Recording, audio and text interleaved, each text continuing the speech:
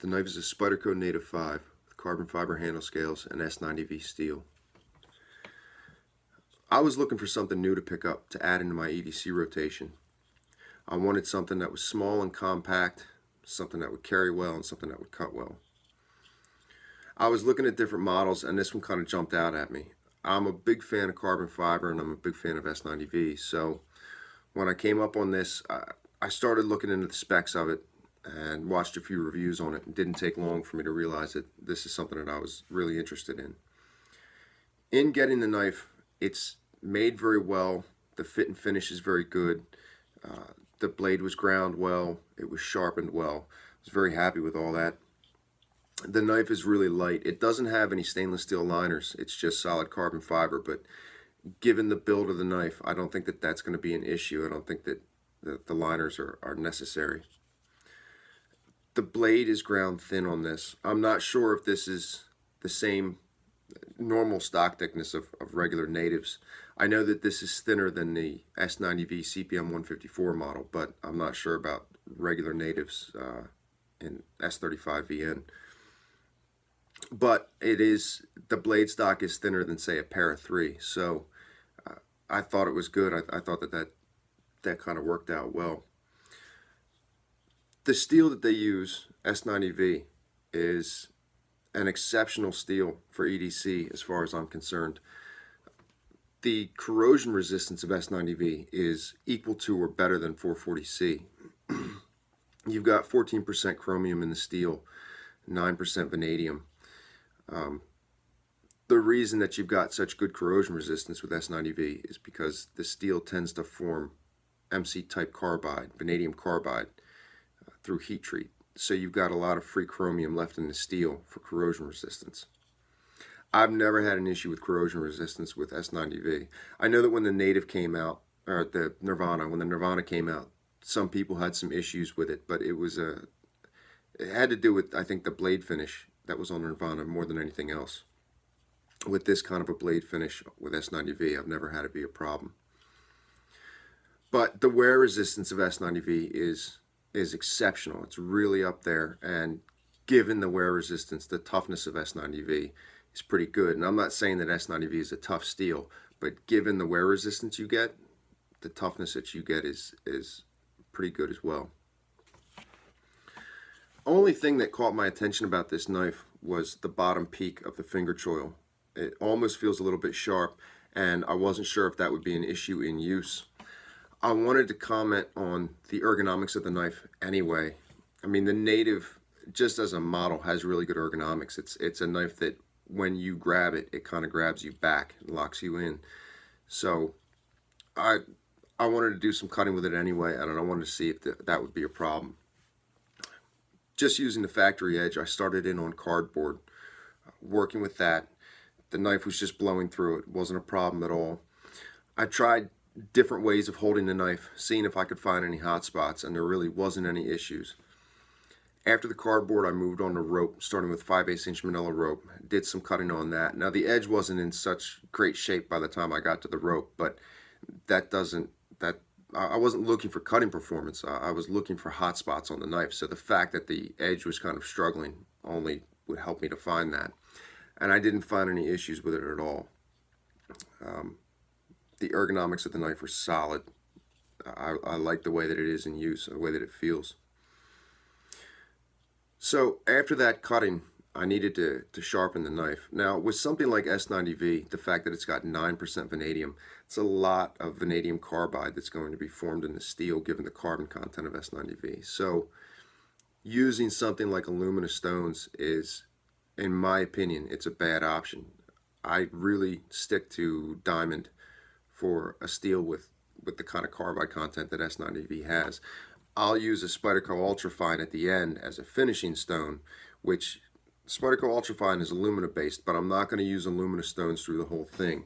And the reason for that, I mean, I still have people ask me questions about this. The reason that I won't use alumina stones, so look at, say, king stones, Shaptons, Suhiros, I don't use those kind of stones because the main abrasive used in them is alumina. And alumina is not as hard as vanadium carbide. If you look at the two of them on the Knoop's hardness scale, alumina rates a 2100 and vanadium carbide rates a 2660.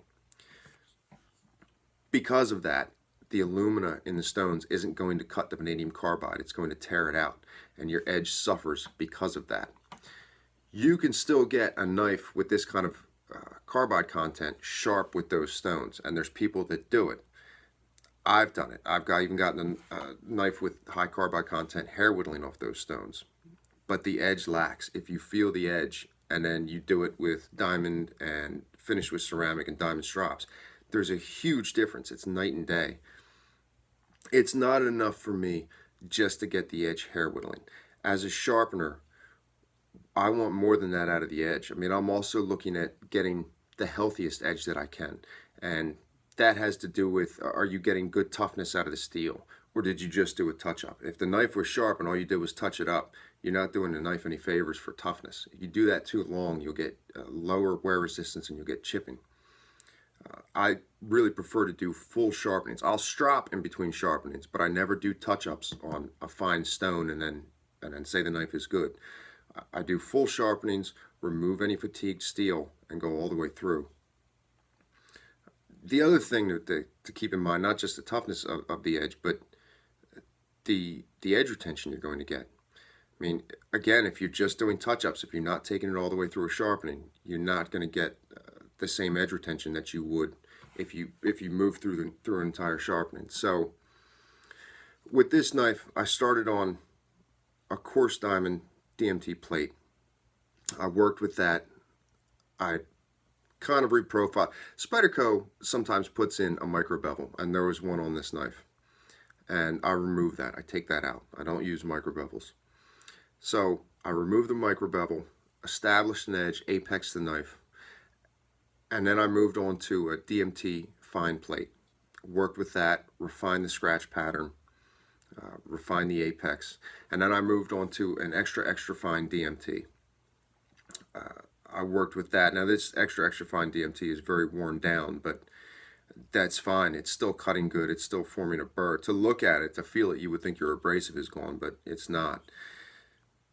After the extra fine, I moved on to a Spyderco ultra fine. I worked with that. That really starts to bring the sharpness up. After working with the Spyderco ultra fine, I moved on to strops, starting with a 4 micron diamond strop on leather. I find that the 4 micron really takes the burr off well. It really does a good job with that. So after full burr removal of the knife with the 4 micron, I moved on to a 1 micron on leather. Now, this is the strop that I was using, and this leather is, I would still say, new to me. I mean, I've maybe done 20 or 30 knives with this strop included in the sharpening. This leather was sent to me by a fellow in Brazil who wanted me to check it out and let him know what I thought. And it's probably the best leather that I've ever used. I mean, I prefer it over kangaroo. I prefer it over, everything. So it's interesting, and there's still a lot to do with it. There's still a lot to figure out, but I'm still finding myself surprised with things relative to this leather. The other thing that I did with this was, in this sharpening, I was using the 1 micron I was using was Ken Schwartz poly diamond 1 micron diamond emulsion, and Ken Schwartz, his 1 micron is probably the best 1 micron that I've ever used. It cuts more aggressively than others. It polishes better than others. In fact, it cuts so strong that in sharpening this knife, I was really expecting a more aggressive edge, and after going through the 1 micron, it really worked it down. Now I've still got plenty of bite on this edge. It just got it really fine, finer than what I'm used to, and I think that's interesting. And I'm wondering how that's going to do as compared to how the knife would come out if I was using say mono diamond or something like that, stropping on basswood. So I'm interested to see how that stacks up. But yeah, Ken Schwartz 1 micron, I'm just finding myself very pleased with the results of it. The edge that came up on this was finer than normal, but still very acute and very much what I wanted out of it. It was beyond hair whittling sharp. I was very pleased with it. S90V takes a very, very great edge for me. I really enjoy the edge that it takes and the way that it holds it. So I was pleased with this sharpening, and I'm pleased with this model. After I kind of stumbled onto, I mean, I guess I had passed it by when it first came out, but after I had stumbled back onto it, I was really looking forward to getting it in the pocket and getting it some carry time. And I'm interested to see how this fine of an edge on S90V holds up through use.